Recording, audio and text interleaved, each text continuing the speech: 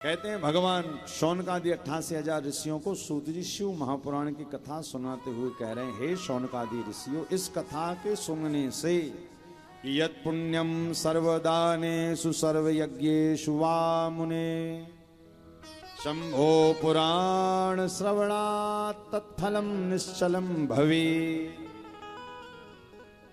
सूत जी महाराज कह रहे, हे शौनकादि ऋषियों, भगवान शिव की कथा सुनने वाले को भगवान शिव तत्क्षण तुरंत तत्काल उसको फल प्रदान कर देते। भगवान शिव की कथा सुनने के बाद उसका फल भगवान रोकते नहीं, तुरंत प्रदान कर देते।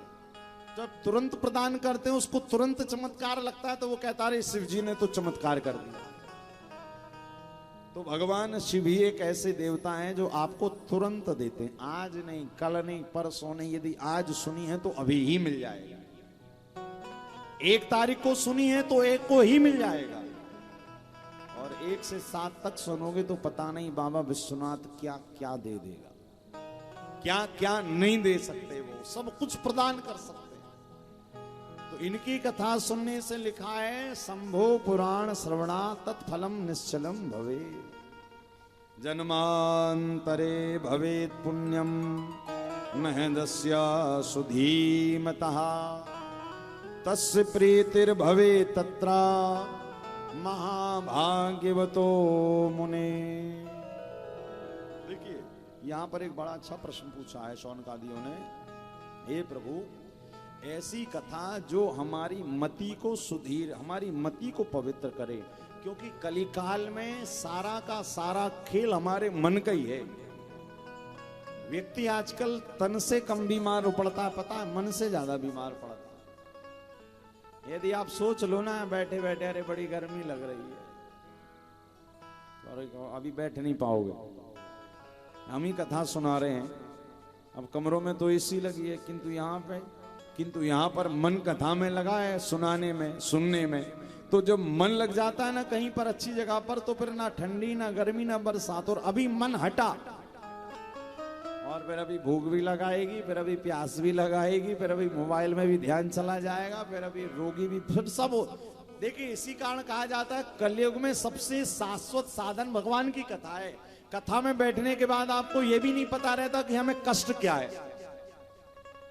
और अभी इस हॉल से बाहर निकले, भले काशी में हो, इस हॉल से बाहर निकले और विचार करोगे अब क्या किया जाए, 7 तो बज गया, अभी तो टाइम है, चलो एक काम करते हैं, कहीं घूम कर आते हैं। अब घूमने के निकले तो कहा चलो और जरा ऑटो देख लें। अब टेंशन बढ़ी, अब ऑटो वाले से जरा झगड़ा किया, इतने नहीं इतने ले लो, अरे ज्यादा ले लिया, अरे कम, ये चक्कर चलता रहता है। कहने का अभिप्राय, व्यक्ति मन से कली काल में जरा ज्यादा बीमार पड़ा है। और ये शिव पुराण की कथा कलयुग के जीवों को सुनना नितांत नितांत जरूरी है। क्योंकि यहां पर श्लोक में आया है कि जो ये कथा सुनता है तो जन्मांतरे भवेत् पुण्यम। पहली बात तो बहुत जन्मों के पुण्यों का जब उदय होता है तब काशीवास मिलता है, भगवान की कथा मिलती है। और कथा सुनने के बाद में व्यक्ति कैसा हो जाता है, सुधीमतः कि तस्य प्रीतिर्भवे तत्र महाभाग्यवतो मुने। यहां पर शौनकादि ऋषियों ने सूत जी से कहा, प्रभु ऐसी कोई कथा सुनाइए जिसके सुनने मात्र से ना मन के दोष निवृत्त हो जाए। मन के दोष, देखिए कितनी अच्छी बात। क्यों?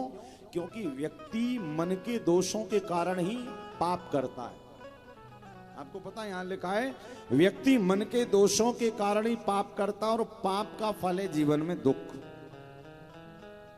याद रखिएगा, कोई किसी को सुख और दुख देता लेता नहीं। यहां पर लिखा है, अरे काहू ना को सुख दुख कर दाता,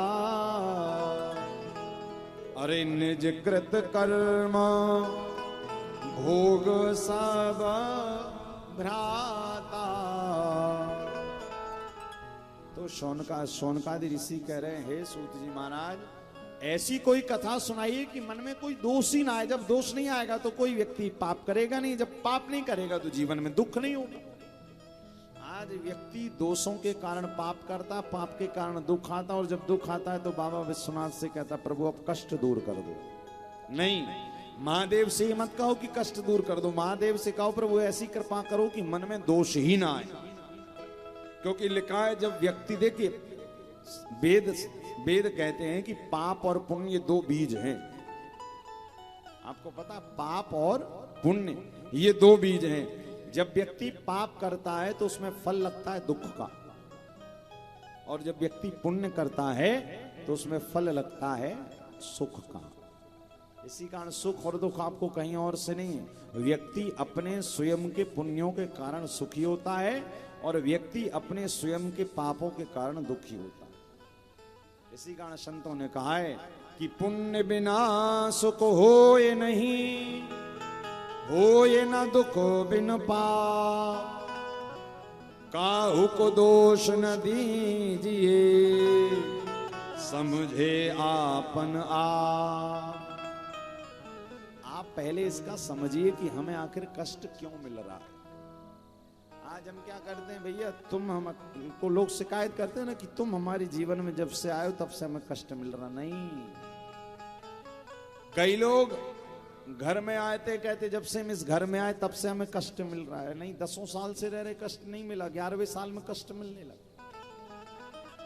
कई लोग कहते जब से हमारे साथ ये हुआ तो ऐसा, सब व्यर्थ की बात है। व्यक्ति का स्वयं का कोई पाप जब उदय होता है तो दुख आ जाता है। और यहां पर याद रखिएगा, काशी आने के लिए भी बहुत सारे लोगों ने कहा हमें आना है, किंतु समस्या है पाप के कारण आ नहीं पाए। किंतु हमारे आपके सबके जीवन के पुण्य उदय हो गए, और पुण्य उदय हो गए तो भगवान ने आपको पुण्य का भीष्ट फल प्रदान कर दिया और आपको काशी विश्वनाथ की भूमि पर बुला लिया। देखिए फोन तो बहुत सारे लोगों ने लगाया, क्योंकि टीवी पर कथा आई थी। सब लोग कह रहे थे महाराज हमारा तो पक्का समझो बस। एक कोई माता जी कलकत्ता से आने वाली थी, आते आते फ्लाइट चूक गई। उनको फोन लगाया, उनका कमरा था, बोले नहीं महाराज हमारी तो फ्लाइट ही मिस हो गई, क्योंकि बैड वेदर दिखा रहा था, कैंसिल ही हो गई। तो हम घर आए, फिर दूसरे दिन के मिले, अब हम आ ही नहीं रहे। और कई लोग ऐसे हैं कि बिना बताए आ गए और यहां पर आकर पहुंचे, कह रहे महाराज हम तो आ गए, अब हमें कमरा दो। किंतु चिंता मत करो, बाबा विश्वनाथ का दरबार है भैया। यहाँ पर इस दरबार में कभी कुछ खाली नहीं, सब भरा रहता है।